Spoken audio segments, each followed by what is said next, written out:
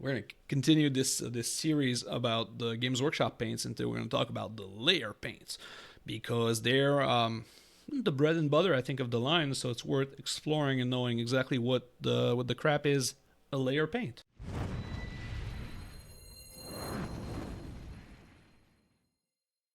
So the layer is essentially the regular line of paint, right? So like for example, when it comes to like stuff like Army Painter has the war paints, which is the paint, and there's specialty ones, but there's no other kind. That's the main paint. Same thing with like Vallejo, right? You look at the game color or whatever, it's just good old regular paint. Now Games Workshop calls this the layer range because you use them for layers mostly. You put layers of paint.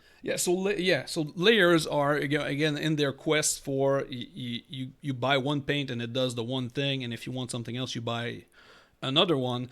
The layer paints are there for you to layer some color in. So you want to do a layer of red, you buy the red, and then you put a layer on there, and then you're good to go. It's like they're trying to make this as simple, and that's also why a lot of their tutorials use like a bunch of these paints, and that's maybe where it gets kind of confusing as to why there's so many or what they can and cannot do.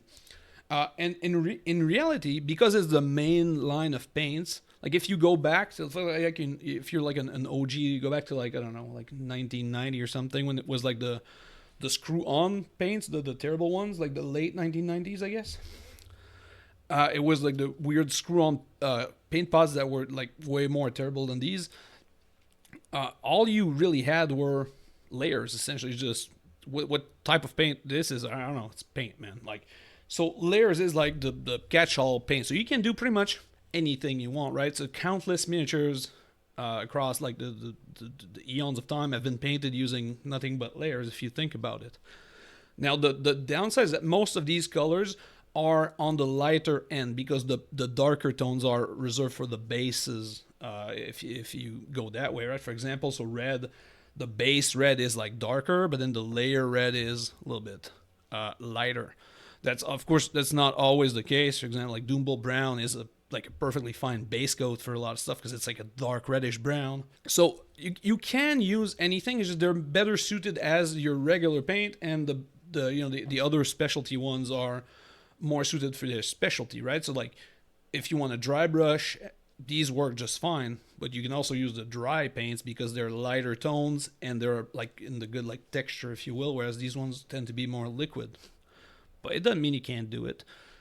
We've dry brushed like countless times on this channel using this one, for example, or even this one a lot. So layers are really the bread and butter. You can do anything. If I only had to buy one thing, if you say you can only use one range of paint, it would probably be layers in the Games Workshop because there's so many of them and you can do everything you want with them.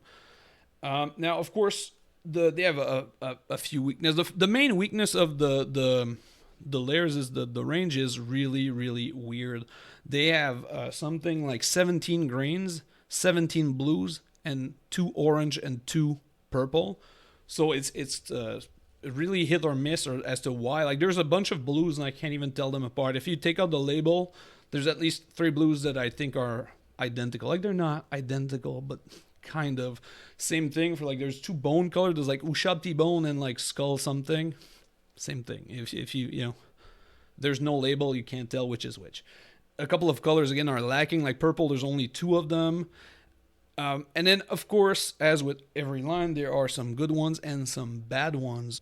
My all-time favorite, of course, Mood Green and Flash Gets combo. This is my, bright fluo green is my favorite color of all time. This is the best combo of colors. It just works every time. This is the best.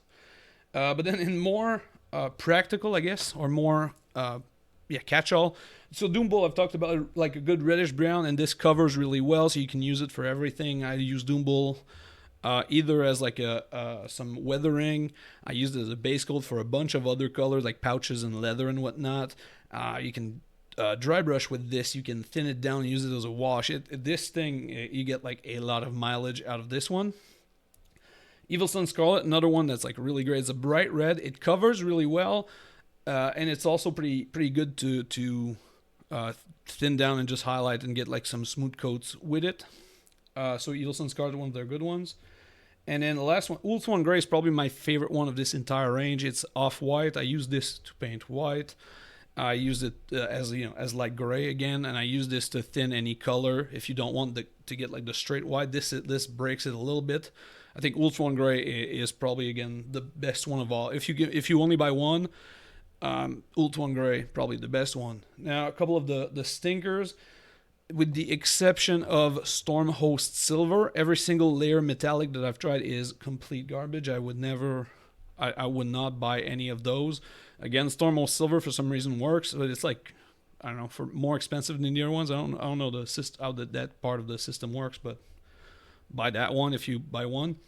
And then there's a bunch of their like turquoise colors are really, really wacky. I've been painting more with them recently, and they don't work like that with like Gauss Blaster Green and Sibarite Green or something like that. Yeah, exactly. Sibarite? Sibarite? Sibarite? I say Sibarite because I don't know what it is. Sibarite green. It covers nothing. It's just a weird freaking color. Like the tone is beautiful, but it's again a weird one. And again, I think while not a color by itself, like I think having access to just like two oranges and two violets or purple is really wonky. And then of course the white as well. They have a white scar. I think it's called the white scar. Is absolutely not good. I would not buy that one. There's a million other ranges with better white paints. Well, if you like this kind of video, subscribe for more. We're going to talk about a whole lot more of these paints here. Sorry about that. I get carried away talking about paints. I like paints. Apparently, who knew?